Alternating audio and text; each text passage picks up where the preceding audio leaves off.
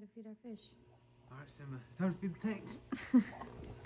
So, we are going to start talking about our food real quick, and then we're going to get into feeding the fish. We got our frozen baby brine. We got our big baby brine, not baby brine, big brine. Bloodworms, and then our homemade fish food that when this channel gets to 50 subscribers, I will make a video of the secret recipe. So, go subscribe, like, comment, do all that biz jazz. We get into the bathroom. All our guppies, look at them all excited already. And don't ask me the exact math on how much we feed them. As you can see, it's a little shot glass with one of those pucks. One of the frozen pucks. A scoop of Instant brine. and then we just fill it all the way up, shot glass size, and we give them about half.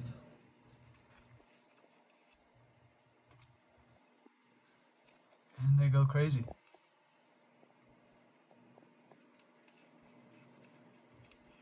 There's not as many little guys as there used to be, because obviously they're all growing up. And our guppy females have not had any more babies yet, so hopefully they will soon. Alright, that is it for this tank.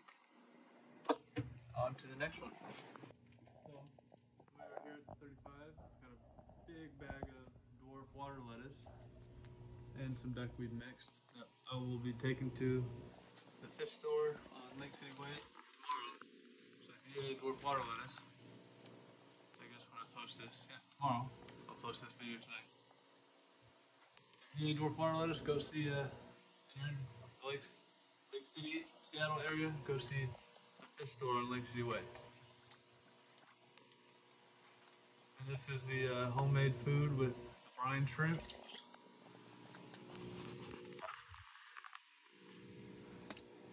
As you can see, the fish love it. And they kind of pick the brine shrimp out first and then go for the homemade food. But they eat it all.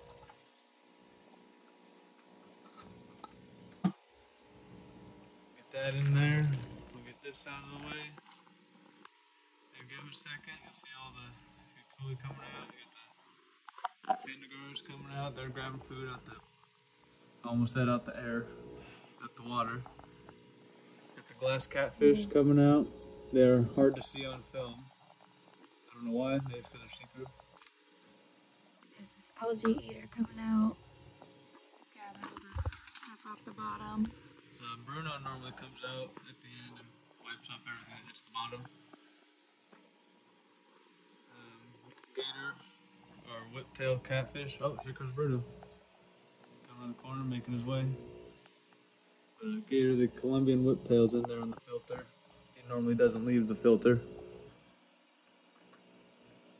But yeah, that's the nighttime feeding for the 35. So we're going on to the next tank. Now we will move to our 5-gallon, which houses our Brazilian green Moscow male guppy. It's beautiful. He's gonna have gorgeous colors.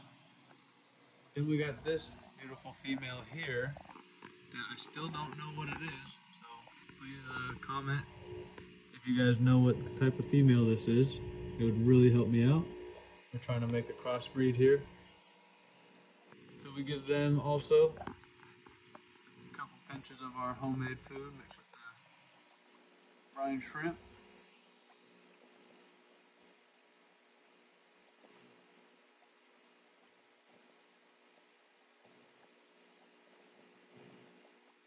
That's good. And we also got the Coriodoros abrosis down here. We got 5 of them. Oh, he's already eating brine shrimp. Oh yeah, they're adorable. We got 5 of them. They grow separate. We got a bunch of mystery snails which actually grow really well out of this tank. We'll come over here.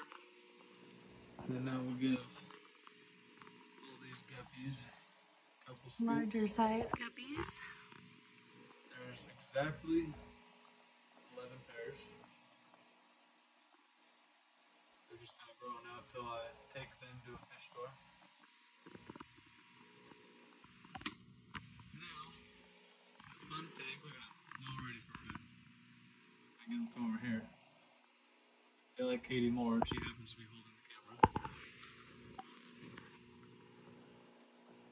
Alright. See that? Follows her every time. Oh, it followed me back. But they go to town over this stuff.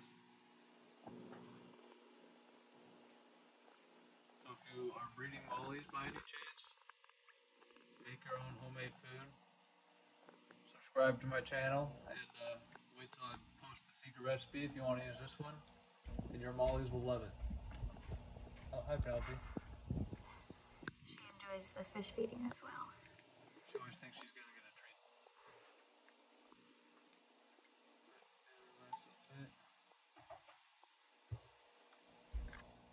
Alright, that's the molly tank. We'll feed it a little bit. Penelope already thinks she's going to get some. And now we'll go to the bloodworms for the 22, the puffer tank, and the 15. We're going to get to see us hand feed a bunch of hefties. Bruno decided to come out and play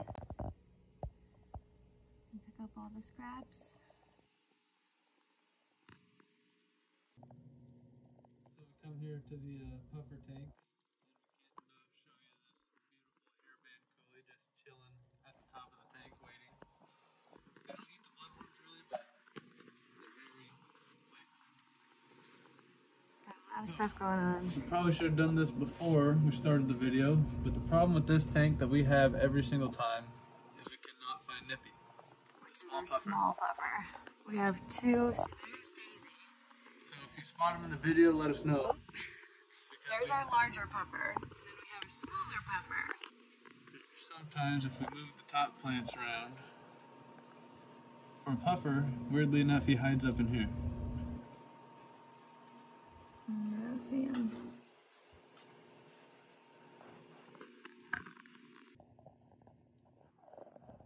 Check out this coolie. So we still are looking, but can't find him. So we're just gonna feed the tank anyways and hope that he appears when he smells some bloodworms.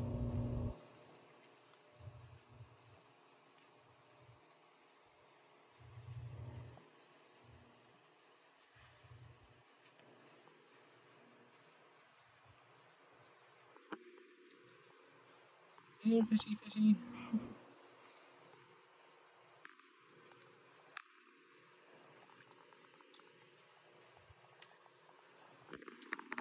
So Nippy's really the only one in this tank that'll come and eat the bloodworms, you know, out of the tongs and all that.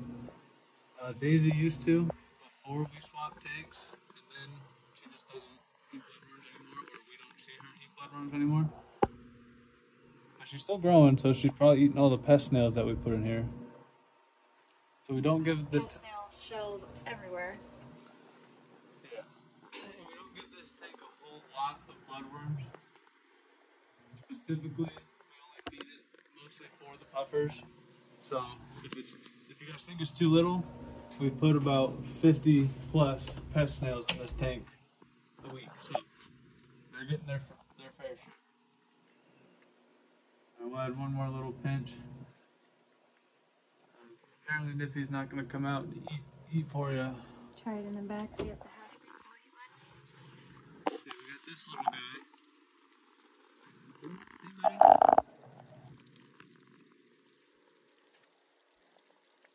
You want one? No? He's very skittish. He'll eat one, but only one. There he goes. There he goes. Oh, you didn't get it, pal.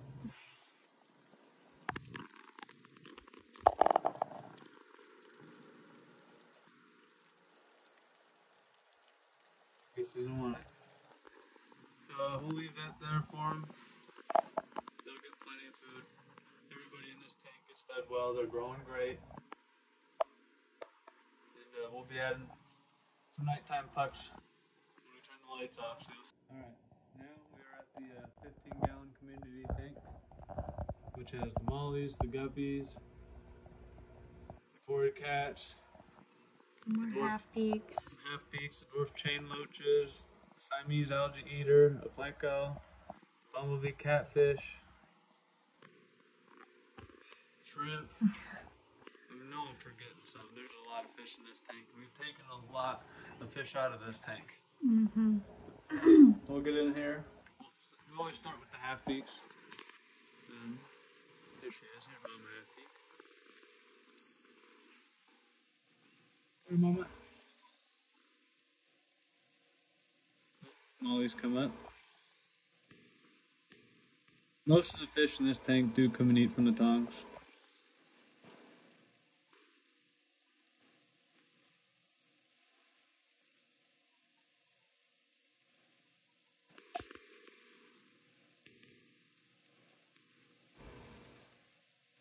So now, because of the female, we actually have to come over here and specially feed the male half beaks, or they don't get any. So we have a unproportionate portion of half peaks because we were unable to sex them in the beginning. So we have 3 males to 1 female. Not ideal, but it's working out. We have enough are. hiding space for them. We are waiting till we find more half beaks in a fish store, so we can get more, hoping to get another female. We're hoping to breed But another female. since we've gotten these ones, we have not found half beaks in a fish store yet, so it is not our fault. There's the other male back here.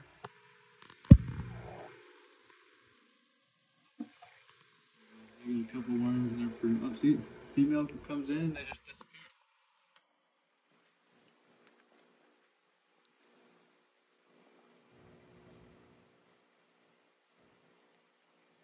They just gobble it all up. Another good pinch. Alright. Now go ahead and just watch the fish eat real quick, and I'll go get the food for Mr. B and we can get him to come out. I wonder if he's in here. He is in there. Kind of see his tail and back fin.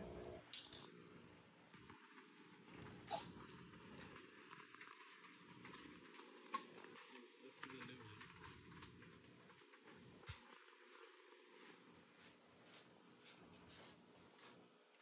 So, for Mr. B, we like to use This is the bumblebee catfish. the bumblebee catfish. We use the Flu Ball Bug Bites color enhancing formula. And Not the flake, the little pebbles. and this dude goes nuts. He's been less interested in food lately with our pleco around who's only interested in his food. Yeah, if you didn't Likes know, to mess with him. bristlenose plecos apparently love beef heart. They go nuts for it. We put this right outside the cave, and he should pop his head out. Hopefully he will for you.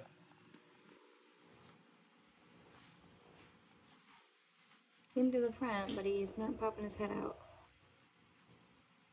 Come on, pal.